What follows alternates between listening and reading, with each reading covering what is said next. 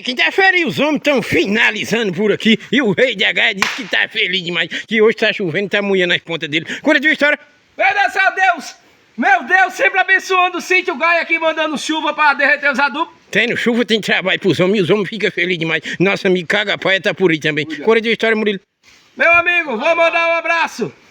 Pera aí, Lapa de Corno. Deixa o rei de H mandar um abraço pro nosso amigo Belena, lá em Curitiba e Paraná, um dos maiores seguidores da turma da Gaia. Agora pode falar, cara. Nosso amigo Belena, diretamente de Curitiba, Paraná, diz que o homem segue demais o de Gaia. E o rei de Gaia tá nessa pegada aí. Diz que quando chove ele fica com as pontas todas viradas.